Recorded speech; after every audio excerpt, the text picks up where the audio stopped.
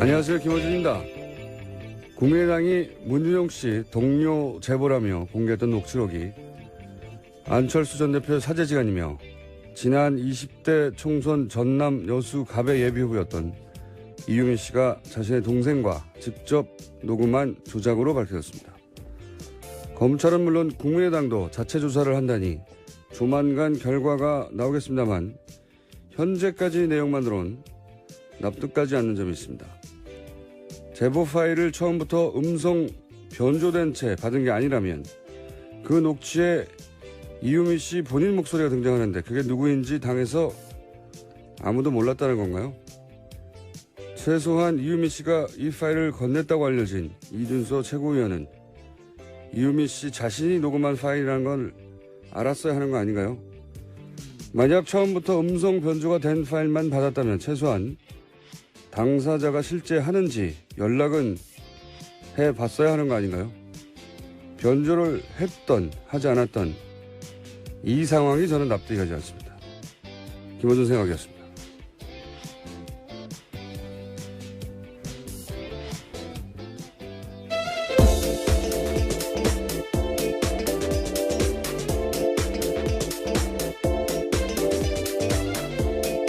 시사인의 김은지입니다. 뭐 여러 가지 의혹이 있지만 저는 이게 변조를 했냐 하지 않았냐, 예, 에 따라 달라질 것 같긴 한데 변조를 하지 않았다면 목소리가 이유미 씨 목소리라는 걸 알았어야 되는 거 아닙니까? 그죠? 네, 그렇죠. 동생과 대화했던 내용이라고 하니까요. 본인이 이유미 씨가 직접, 등장합니다. 예, 본인과 동생이 등장하는데 그러면 이제 이유미 씨 본인 목소리니까 변조하지 않았으면 이 파일을 처음 받았던 국민의당 관계자, 지금까지는 이제 이준서 최고위원으로 알려진 것 같은데, 이준서 최고위원은 알았어야 하는 거 아니야, 이거죠, 최소한. 당사자가. 이민 씨 목소리니까. 그리고 처음 변조를 했으면, 들고 온 사람한테 이 목소리에 등장하는 이 증언하는 제보자가 누구냐, 알아봤어야 할 것 같은데 말이죠. 최소한의 신빙성 확인은 있어야 될 만큼 큰 자료이기 때문에요. 네. 이렇게 생각할 수밖에 없는 게 당시에 그 기자회견, 5월 5일날 기자회견을 보면 녹취 파일을 음성 변조하지 않은 채 받은 것으로 그렇게 짐작할 수 있는 기자회견 내용이 나오거든요. 잠시 들어보시겠습니다. 예, 말씀드린 것처럼 판스스 대학원을 같이 다녔던 아주 가까운 사이입니다. 좀 통화를 하신 건가요, 국민의당으로? 예, 국민의당에서 직접 통화했고 본인이 이 내용에 대해서 언론의 보도에도 했다. 그리고 또 본인이 문준용 씨와는 2년 정도 같이 미국 유학하면서 별별 얘기를 다 들었다. 네. 직접 통화했다는 내용도 나오는데 이건 사실이 아닌 것으로. 2년 동안 같이 있었다라는 이야기도 전혀 사실이 아니죠. 네. 근데 이제 이 기자회견장에서 보면 파일을 편집해달라고, 예. 누군지 특정할 수 없도록 편집해달라는 내용이 나오거든요. 네. 그랬다는 얘기는 편집되기 전에, 변조되기 전에 파일을 받았다는 거니까, 그러니까 저는 자연스럽게, 아니, 그럼 거기에 그 당에서 예비 후보로 나갔던 이유미 씨 목소리가 직접 등장하는데, 그럼 이유미 씨하고 같은 라인 선상에 있었던 최소한 이준서 최고위원은 너 목소리네? 하고 알았어야 되는 거 아니냐는 거죠. 그러면 당연히 이유미 씨 목소리가 나온다는 건 이유미 씨가 직접 통화했거나 직접 얘기했다는 거니까 그럼 그 사람과 확인을 직접 해봤어야 되는 게 아니냐는 건데 저는 이 대목이 잘 이해가 안 가요. 다른 거 떠나서. 예. 관련 뉴스가 많죠? 네, 죄송합니다. 국민의당은 이유미 씨의 단독 범행이라고 선 그었는데요. 이 씨가 전화기 세대를 동원해서 카카오톡 내용을 조작하고 전화 통화까지 지원했다고 주장하고 있습니다. 또 이준서 전 최고위원에 대해서는요. 제보자가 이유미 씨라고 검찰에 알린 사람이 이준서 전 최고위원이기 때문에 조작 사실 알고도 그랬겠냐라고 선을 그었습니다. 이유미 씨에게 다 떠넘겨서 그랬을 가능성은 왜 배제하나요? 예. 어쨌든 이유미 씨가 제보자였다는 사실을 이준서 씨 최고위원은 알았다는 거잖아요. 예, 전 최고위원은. 그러니까 이제 처음에 그 목소리도 변조되지 않은 채 왔다면 당연히 이유미 씨라는 걸 알았어야 하는 게 당연한 것이고 확인이 뭐가 어렵습니까? 이유미 씨하고 통화를 했다는 사람이니까 직접 확인하면 될 텐데 그런 확인이 없었다는 거란 말이죠. 그리고 이준서 최고위원은 자기는 몰랐다는 거고 조작을. 네, 국민의당은 여전히 당내 누구의 지시도 없었고 당은 조작 사실 몰랐다라고 밝히고 있습니다. 알겠습니다. 자, 다음 뉴스는요. 관련 뉴스가 많아요. 네, 당시 공명선거 추진단장 맡았던 이용주 의원도 녹음 내용이 편집된 흔적은 없었고 대선 전국에서 조작을 한다는 건 상상할 수가 없었다. 이렇게 밝히고 있습니다. 대선 전국에서 조작을 한다는 건 상상할 수가 없었다. 대선 전국에서 가장 많은 조작이 일어나지 않나요? 제가 알기로는. 근데 이제 이 내용, 조작 파일 내용 그 다시 들여다봤어요. 그때는 이제 그 슥슥 지나갔던 내용이었는데 이제 다시 꼼꼼하게 제가 한번 당시 기자회견 전문도 보고 봤는데 일단 이유미 씨는 작년 20대 총선에 나갔을 뿐만 아니라 그때 전남 유일의 여성 후보였어요. 네, 예비 후보였죠. 예. 여성 예비 후보. 예. 그래서 나름 지역 언론의 주목을 받았습니다. 네. 그래서 지역 언론 인터뷰를 제가 쭉 뒤져보니까 이렇게 얘기를 했어요. 여수신문과 인터뷰였었는데 보니까 안 대표의 안철수 대표의 수족이라고 할 수 있는 금태섭 변호사가 이제 더민주당으로 갔기 때문에 이제 저 한 사람만 당내에 남아있다. 스스로 이렇게 표현했어요. 예. 물론 본인만 그렇게 생각할 수 있습니다. 본인만 그렇게 본인의 중요도를 생각할 수도 있는데 이분이 이제 카이스트 대학원에서 만나서 청춘 콘서트 때 전국 순회를 서포트를 했다는 거잖아요. 전국을 같이. 굉장히 큰 인기 있는 콘서트였죠, 그때. 그 사적 인연은 따지고 보면 지금 국민의당 당내에 있는 의원들 누구보다 더 길어요. 정치인 아닐 때부터 같이 만났으니까. 그리고 진심 캠프도 있었고 충성도가 높은 확실한 안철수 라인이다. 여기까지 말할 수 있는데 어쨌든 조작했다는 녹취 내용을 보면 당시 이런 내용이 나옵니다. 2008년 9월부터 파슨스를 같이 다녔던 동료라고 이제 표현이 되거든요. 물론 파슨스에 다닌 적이 없죠. 실제로는. 네, 그 남동생입니다. 네, 이윤 다닌 적도 씨. 없고 네. 문준용 씨와는 일면식도 없는 사람이 만든 녹취록이에요. 이게 그러니까. 그렇게 생각하고 당시 녹취된 내용을 보면 이상한 대목들이 있습니다. 제가 보기엔 여러 가지가. 예를 들어서 소속 기관이 생겼으니까 고용정보원을 의미하는 거예요. 이게 이제 남동생이 하는 멘트입니다. 파슨스를 다녔다고 하는. 소속 기관이 생겼으니까 이력서에는 한 줄 채웠고 그래서 한국에서 토플 학원 다니면서 놀러 다녔다. 그런데 별거 아닌 말 같아도 이력서에 토플 학원 다녔다고 쓰진 않아요. 제 말은 무슨 말이냐면 공개된 정보가 아니에요. 그렇죠? 그러니까 이게 이제 이거는 가깝다는 증거로 대화 중에 툭 던진 거거든요. 토플 학원에 다녔었어 그때 이렇게 놀러 다녔어. 제가 궁금해서 취재를 좀 해봤습니다. 문준용 씨에게 확인을 해봤어요. 오늘들을 통해서 실제 토플 학원을 다닌 적이 있느냐? 그리고 그 사실을 누가 아느냐? 실제 다닌 적은 있다고 해요. 그런데 당연히 가족과 아주 가까운 친구들밖에 모른다. 이력서 쓸 내용이지 않습니까? 게다가 고용정보원 다니면서 토플 학원을 다닌 게 아니라 그 전에 다닌 적이 있다는 거예요. 네. 토플 학원 다닌 건 어떻게 알았을까요? 그리고 뭐 파슨스 에세이도 보면 모든 디자인을 혼자 다 한 걸로 그렇게 썼다 이렇게 나오거든요. 별거 아닌 것 같은데 이건 좀 알아보니까 미술 관련 업종에서 유학을 갈 때 에세이를 쓸 때 종종 이렇게 과장하는 경우들이 있다고 해요.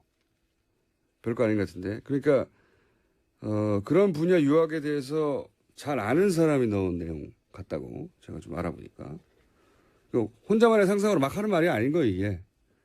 이분은 미술 유학을 한 적도 없고 문준용 씨가 일면식도 없고 파슨스 가본 적도 없는 사람인데 그런 정보들이 곳곳에 들어있어요, 보면. 그리고 이제 이런 얘기도 나옵니다. 시민수석 딸도 동갑인데 그런 식으로 해서 은행 꿀보직에 들어갔어. 뭐 이런 말이 나와요. 제가 주목한 이것 때문에 꼼꼼하게 들여다보기 시작했는데, 심윤석의 딸이 동갑이다. 뭐, 은행 꿀벌집 들어갔다. 이건 좀 찾아보니까 문재인 대통령이 이제 노무현 정부 시절 청와대에 근무할 때 신민사회수석이 이강철 수석이에요. 정수석. 이 이강철 전 수석 의미하는 것 같아요. 제가 보기에. 여러 가지 이유상. 그래서 문준용 씨를 이제 루트를 통해서 확인해 보니까 우선 신민수석이 이강철 신민수석을 의미하는지도 모르고 저는 제 생각입니다. 이강철 수석이라고 하는 것은. 좀 이따 그 이유는 설명드릴게요. 이강철 수석도 모르고 그 딸도 누군지 모르고 동갑인지도 모르고 은행원인지도 모르고 전혀 모르는 사이라는 거죠. 이강철 전 수석이 문재인 대통령이 자신의 형님이라고 한다고 언론 인터뷰에 잠깐 언급한 적이 있습니다. 예전에. 자료를 찾다 보니까. 그리고 딸이 은행원이었다는 사실을 2009년에 본인이 35년 만에 내란 선동 혐의 무죄를 받는 판결을 받고 나서 언론과 짧게 인터뷰한 내용 중에 딸이 은행원이라는 거를 짧게 언급하고 지나가는 장면이 있어요. 그게 전부예요. 그러니까 이 조각조각을 연결한 거죠. 연결을 해서 이렇게 엮었다는 건 문재인 대통령과 이강철 수석의 사적인 관계도 알아야 되죠. 이강철 수석의 딸이 은행원이라는 것도 알아야 돼요. 이강철 수석 은행 딸이 문준용 씨하고 또래인 것도 알아야 돼요. 별거 아닌 것 같은데 아주 많은 사실을 알아야 말할 수 있는 건데 전문가의 냄새가 난다. 그 말을 하려고 길게 주시를 한 겁니다. 그러니까 문준용 씨 개인정보에 접근할 수도 있었고 위에 같은 정보도 채용할 수 있고 그런 전문가가 기본 소스를 제공한 것으로 저는 보이고 그 토대 위에 소스를 기반으로 연기를 한 거죠. 그냥 막 상상해낸 게 아니에요. 이런 것들이 다. 자, 그 소스를 어디서 받았는지 거기에 중요한 단서도 있다. 이런 얘기를 하고 너무 길게 했나요? 예. 네, 문준용 씨를 직접 취재하셨다고 해서 깜짝 놀랐습니다. 궁금하잖아요. 저는 궁금하면 꼭 알아봐야 되거든요. 자, 이상한 사건입니다. 그리고 그 녹취록도 그냥 나온 게 아닙니다. 보니까. 자, 관련 뉴스가 또 있습니까? 네, 검찰 이준서 전 최고위원 출국 금지 조치했습니다. 이 전 최고위원은 지금이라도 꾸며낸 일이라고 서러놓자라고 이유미 씨에게 이야기를 했다고 하는데요. 그러면서 이유미 씨가 먼저 그렇게 이야기를 했다고 하자 이준서 전 최고위원이 대선 끝나면 고소고발 모두 취하된다면서 은폐 시도했다는 의혹도 받고 있습니다. 그렇군요. 그렇다고 해도 이게 조작된 거를 알고 그랬다는 증거는 안 되는 거죠. 예. 어쨌든 그런 내용이 있었군요. 자, 다음은요. 네, 국민의당에서는 또 이 사실에 대해서 특검 제안하기도 했었습니다. 하지만 당내에서 거센 역풍 불었습니다. 김태일 국민의당 혁신위원장은 신뢰 위기를 넘어서서 존폐 위기 직면하고 있는데 아니한 대응이다라고 비판했습니다. 이 문제는 저희가 잠시 후 김관영 국민의당 당내 조사위죠. 단장을 직접 연결해서 이야기 들어보겠습니다. 다음은요. 네, 어제 박근혜 전 대통령 재판이 있었습니다. 검찰은 김성우 전 홍보수석의 진술조서를 공개했는데 눈에 띄는 부분이 있습니다. 지난해 10월에 최순실 씨 의혹이 쏟아지자 박근혜 전 대통령 주재로 대책회의가 열렸습니다. 이 자리에서 김성우 전 홍보수석은 박 전 대통령에게 비선 실세가 있었냐라고 물었고요. 박 전 대통령은 비참합니다라고 대답했다고 합니다. 비선 실세의 존재를 인정했다는 거네요. 예. 네. 게다가 또 박근혜 전 대통령이 개헌 발표한 적이 있습니다. 지난해 10월 24일이었는데요. 시정연설 때. 예. 그때 김 전 수석은 모든 언론이 개헌을 쫓아가는 상황이 돼서 신의 한 수였다라는 자축했다고 진술했습니다. 신의 한 수가 될 뻔도 했죠, 사실. 이 시정연설 때 개헌을 던지고 그러면서 언론에서 이제 반나절 정도 난리가 났는데 그날 저녁 JTBC 보도가 있었죠. 네, 태블릿 PC 보도가 있었습니다. 그 태블릿 PC 보도가 없었다면 최순실 게이트는 이어졌겠지만 탄핵까지 이어지기는 힘들었을 거라고. 예, 굉장히 중요한 보도였죠. 자, 다음 수는요. 최근 국정원개혁발전위원회가 첫 회의 열었습니다. 이 자리에서 적폐청산 TF가 조사할 대상 논의됐는데요. 국정원 댓글 사건을 비롯해서 보수단체 자금 지원 같은 12가지 사안을 조사하기로 결정했습니다. 특히 눈에 띄는 게 최순실 씨와 우병우 전 민정수석 관련된 의혹도 조사하겠다라는 겁니다. 조사해야 되겠죠. 걱정되는 것은 이 위원회가 조사하는 내용을 아마 국정원이 먼저 알았을 것이고, 먼저 알 것이고, 조사된 내용은 누구보다 빨리 알아낼 것이고, 그러니까 국정원을 상대하는 것이라, 이 위원회가 이런 일을 하긴 해야 할 텐데, 걱정이 되긴 합니다. 자, 다음 뉴스는요? 문재인 대통령이 어제 법무부 장관으로 박상기 연세대 법학전문대학원 교수를 지명했습니다. 비검찰 출신 법학자입니다. 네. 그런 일은 없어야 되겠지만, 혹여라도 이분도 낙마한다면 또 비검찰 출신이 올 것 같죠? 그런 의지는 확고한 것 같습니다. 네. 자, 다음 뉴스는요? 여야 의원 40명이 최순실 씨의 재산 몰수를 위한 특별법 제정 모임 만들었습니다. 올 연말 통과를 목표로 이번 주부터 발의 서명 작업 들어갑니다. 법안에는 부당재산 소급 환수와 압수수색 권한을 가진 위원회 설치 등이 포함되어 있습니다.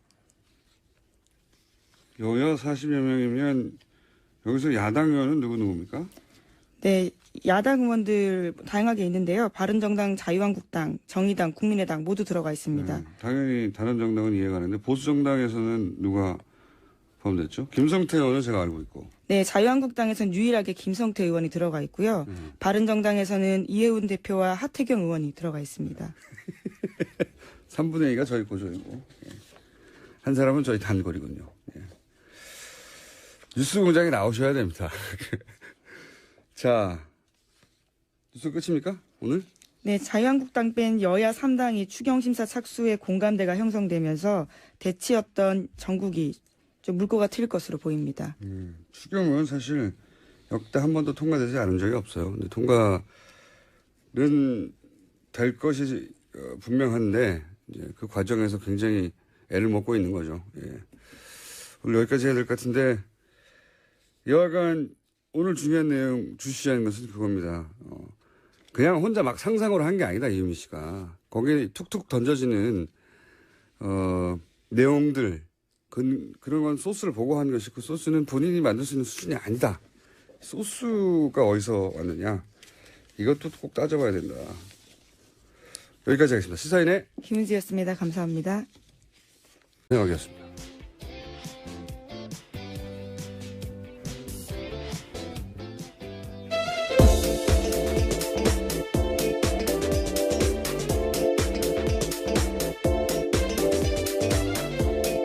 시사인의 김은지입니다. 뭐 여러 가지 의혹이 있지만 저는 이게 변조를 했냐 하지 않았냐, 에 따라 달라질 것 같긴 한데 변조를 하지 않았다면 목소리가 이유미 씨 목소리라는 걸 알았어야 되는 거 아닙니까? 그죠?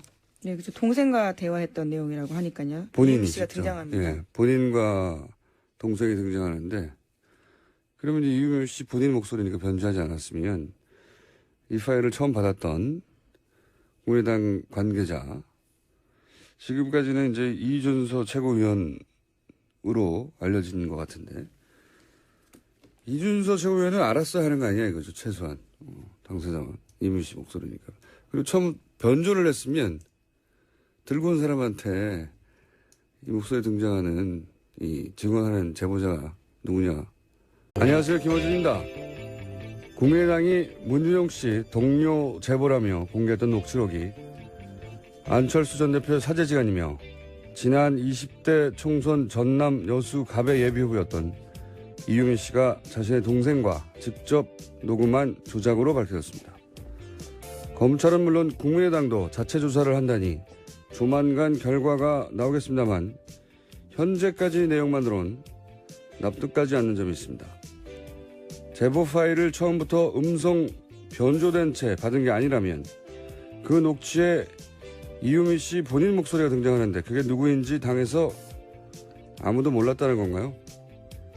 최소한 이유미 씨가 이 파일을 건넸다고 알려진 이준서 최고위원은 이유미 씨 자신이 녹음한 파일이라는 걸 알았어야 하는 거 아닌가요? 만약 처음부터 음성 변조가 된 파일만 받았다면 최소한 당사자가 실제 하는지 연락은 해봤어야 하는 거 아닌가요?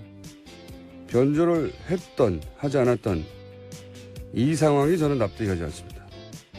김어준 선생님, 어쨌든 이유미 씨가 제보자였다는 사실을 이준서 씨 최고위원은 알았다는 거잖아요. 예, 전 최고위원은.